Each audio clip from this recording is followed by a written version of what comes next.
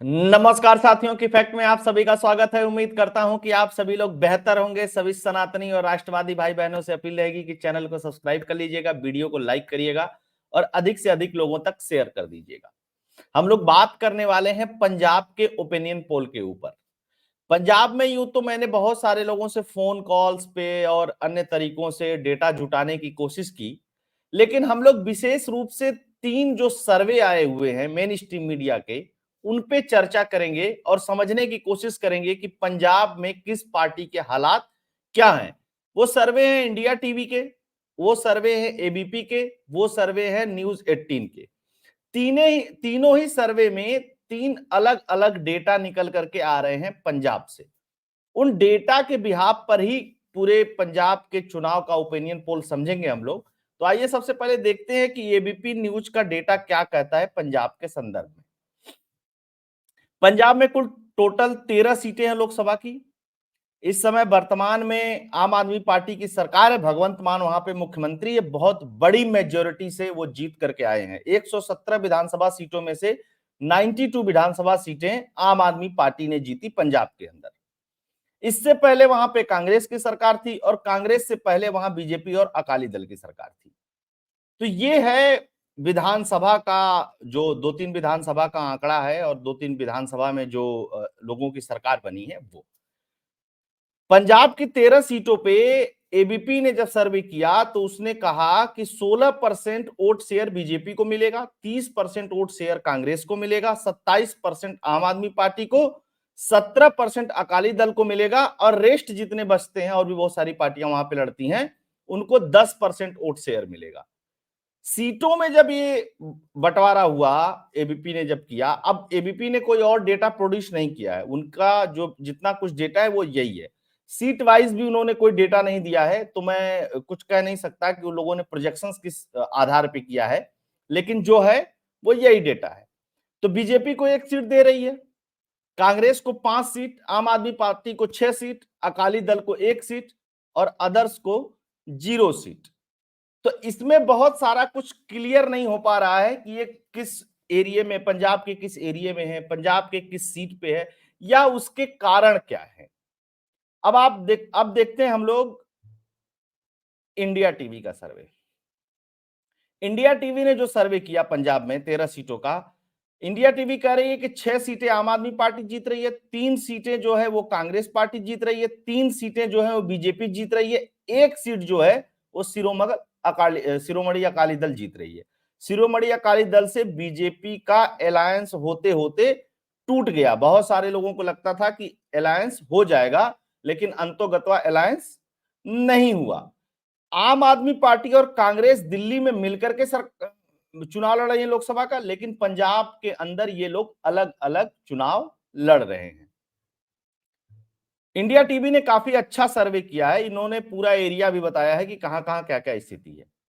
अब देखिए, माझा की 3 सीटें, गुरदासपुर, अमृतसर और खंडूर साहब का ये ओपिनियन पोल है। यहां 1 सीट आम आदमी पार्टी जीतती हुई दिखाई दे रही है, 2 सीट बीजेपी जीतती हुई दिखाई दे रही है। गुरदासपुर में पिछले बार सनी देओल चुनाव लड़े थे तो वो जीते थे।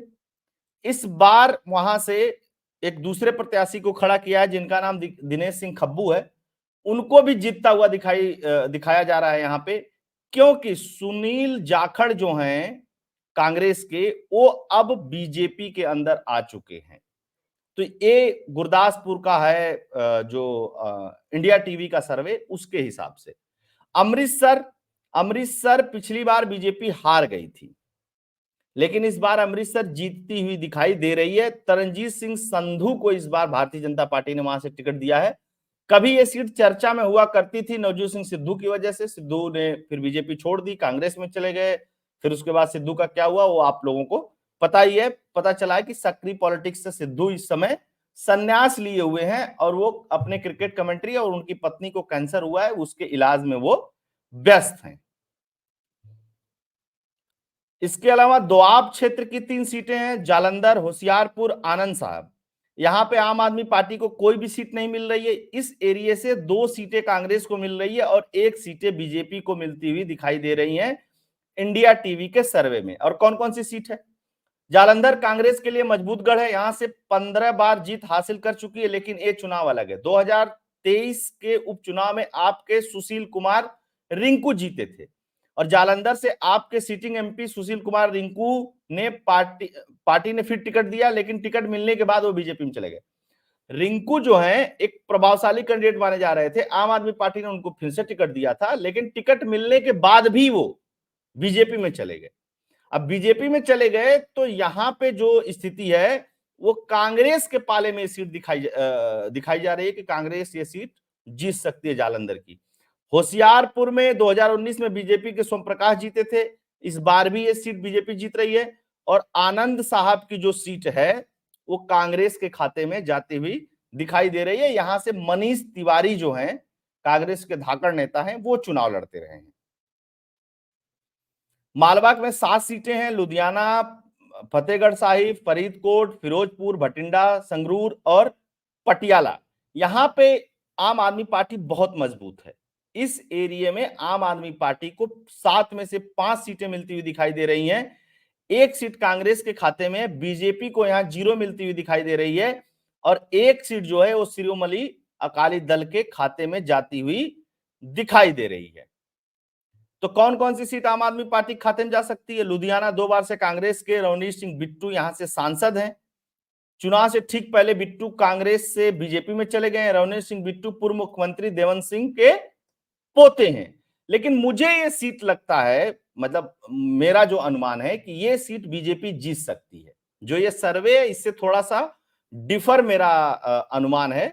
मुझे लगता है कि रवनीश सिंह बिट्टू की वजह से ये सीट बीजेपी इस बार संभवतः जीत जाए, क्योंकि ठीक ठाक प्रभाव है उन लोगों का यहाँ पे, इनके परिवार का। फतेहगढ़ साहब है, यहां से 2019 में कांग्रेस के डॉक्टर अमर सिंह जीते थे। 2014 में ये सीटें आम आदमी पार्टी ने जीती थी। ओपिनियन पोल के मुताबिक ये सीट आम आदमी पार्टी फिर जीतती हुई दिखाई दे रही है। मालवा की एक और सीट है जो आम आदमी पार्टी जीत सकती है, फरीदकोट की सीट। हालांकि बीजेपी यहां कोशिश कर रही है, लेकिन बहुत कुछ अच्छा होता हुआ दिखाई नहीं दे रहा है बीजेपी के लिए। फिरोजपुर में सुखबीर सिंह बादल की ये सीट मानी जाती थी। 6 बार से यहाँ अकाली दल के सांसद हैं। 2019 में सुखबीर बादल ओपिनियन पोल के मुताबिक 2019 में सुखबीर सिंह बादल जीते थे, लेकिन इस बार इस सीट को आम आदमी पार्टी जीत सकती है। भटिंडा की जो सीट है, ये भी सीट जो है, ये सीट हो सकता है कि भटिंडा वाली सीट है जो वो अकाली दल जीत जाए। संगरूर की जो स्थिति है, यहां से भी ये भी आम आदमी पार्टी के खाते में जाती हुई दिखाई दे रही है। और पटियाला से यहाँ परनीत कौर सांसद हैं, कैप्टन अमरिंदर सिंह यहां से सांसद पहले रह चुके हैं, लेकिन यह सीट भी डॉक्टर बलबीर सिंह पंजाब के जो स्वास्थ्य मंत्री हैं उनको आम आदमी पार्टी ने टिकट दिया है। तो ऐसा मानना है इनके सर्वे में कि ये सीट वो जीत सकते हैं पटियाला की। हालांकि इस सीट पे कैप्टन अमरिंदर सिंह का होल्ड अच्छा खासा है और पत्नी चूंकि कांग्रेस से सांसद थी, तो जब तक सांसद थी वो कांग्रेस में थी, लेकिन इस समय वो बीजेपी ज्वाइन कर ली हैं, तो उनके पत्नी का लड़ना यहां से तय है। तो ये सीट ऐसा भी नहीं है कि एक तरफा है, यहां पे मुकाबला अच्छा होगा। अगर मुकाबला ठीक ठाक हुआ और बीजेपी ने अच्छी मेहनत कर ली और अमरिंदर सिंह से तालमेल मिला लिया, जैसे होता है ना कि अब चूंकि अमरिंदर सिंह पहले कांग्रेस के नेता थे तो बीजेपी के विरोध में प्रचार करते थे, अब वो भाजपा के नेता हैं, तो जो लोकल यूनिट होती है किसी भी पार्टी की, वो कितना अच्छा तालमेल मिला पाती है, उस पर डिपेंड करेगा कि ये सीट कौन जीतेगा। हालांकि फिलहाल कई सारे सर्वे हैं जो सारे सर्वे में यही दिखा रहा है कि पटियाला की सीट जो है वो आम आदमी पार्टी जीत सकती है। अब एक ओपिनियन पोल आया है न्यूज 18 का। न्यूज 18 के ओपिनियन पोल में अब इनका परसेंटेज भी मुझे समझ में नहीं आया और सीट शेयरिंग भी इनका समझ में नहीं आया। इनके हिसाब से 3 सीट बीजेपी जीतती हुई दिखाई दे रही है, 7 सीट जो है वो कांग्रेस जीत सकती है और 2 सीट सिर्फ आम आदमी पार्टी को और 1 सीट शिरोमणि अकाली दल को मिल रही है।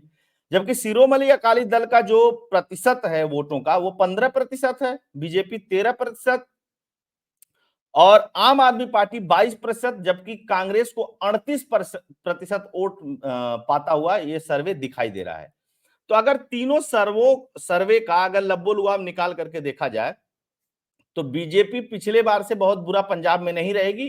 पिछले बार से हो सकता है बीजेपी 1-2 सीट बढ़ा ले जाए।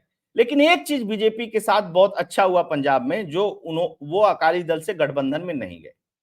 बीजेपी का पंजाब में सबसे बड़ा नुकसान ही हुआ कि वो हमेशा अकाली दल के छत्रछाया में, अकाली दल बड़ा भाई बीजेपी छोटा भाई हो करके चुनाव लड़ती रही। उसका खामियाजा ये हुआ कि पंजाब के अंदर भारतीय जनता पार्टी ने हर सीट पे अपने कैडर नहीं तैयार किए, गठबंधन बीच में टूट गया। तो जब बिना कैडर के आप चुनाव में जाते हैं, ठीक है, प्रधानमंत्री नरेंद्र मोदी जी की लोकप्रियता बहुत है और बीजेपी की लोकप्रियता है, 400 सीटों की बातें हैं, बहुत सारी चीजें, लेकिन यह भी एक बड़ा फैक्टर है। दूसरा फैक्टर है कि क्यों बीजेपी पंजाब में नहीं, बीजेपी का उभार हो पा रहा है, जबकि इधर के सारे राज्यों में बीजेपी ठीक ठाक प्रदर्शन कर रही है, अच्छा प्रदर्शन कर रही है।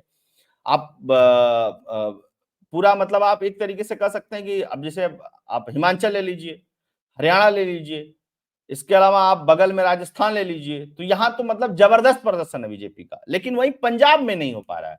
तो इसके पीछे कई सारे कारण है, कैडर का नहीं होना, अकाली के साथ लगातार चुनाव लड़ना और इस तरीके की चीजें करना।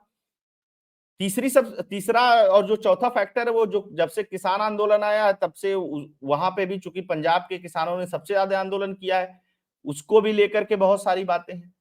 और जो अन्य तरीके की पॉलिटिक्स पंजाब के अंदर होती है, वो भी बीजेपी के फेवर में नहीं जाती हुई दिखाई दे रही है, नहीं जाती हुई दिखाई दे रही है। तो उसका खामियाजा बीजेपी को पंजाब में नुकसान के तौर पे होता हुआ भी दिखाई दे रहा है।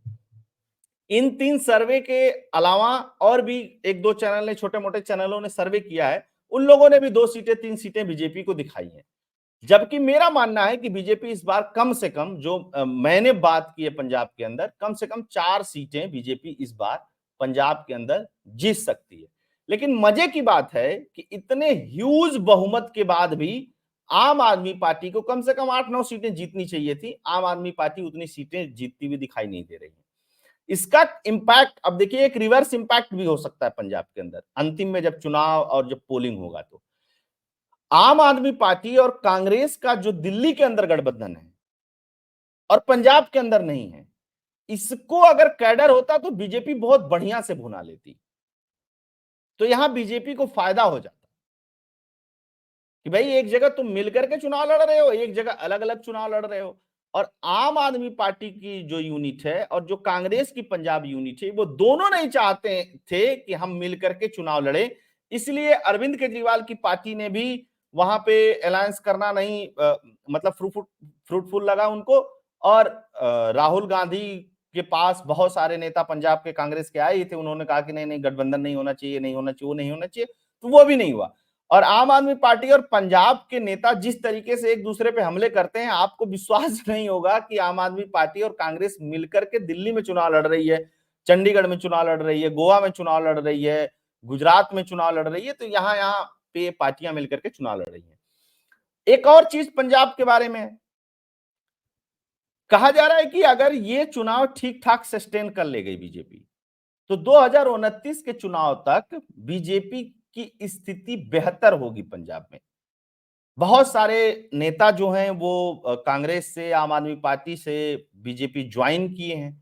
तो जाहिर सी बात है, जो नेता ज्वाइन कर रहे हैं वो काफी परिपक्व नेता भी हैं उसमें कई सारे, तो उनको भी कुछ ना कुछ भविष्य लग रहा होगा पंजाब के अंदर बीजेपी का, तभी वो ज्वाइन कर रहे हैं। ऐसा नहीं है कि कोई नेता इस वजह से बीजेपी ज्वाइन कर लेगा कि उसको कहीं जगह नहीं मिल रही है।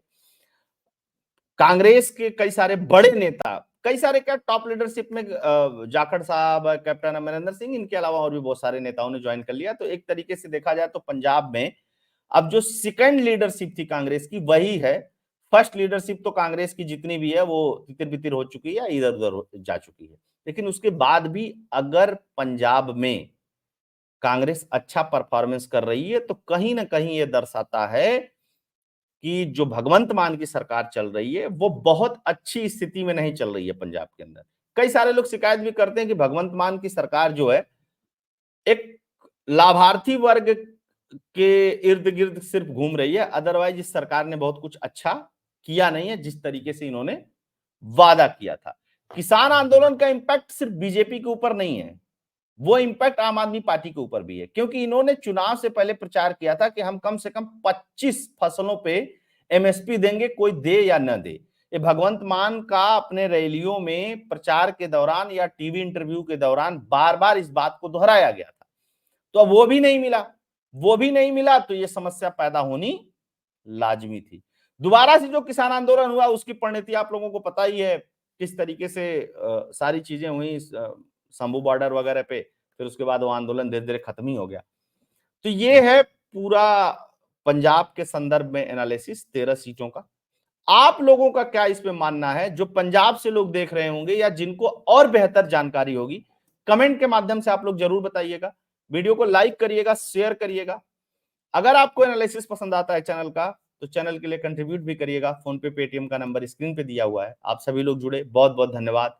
जय हिंद, जय भारत, जय श्री राम।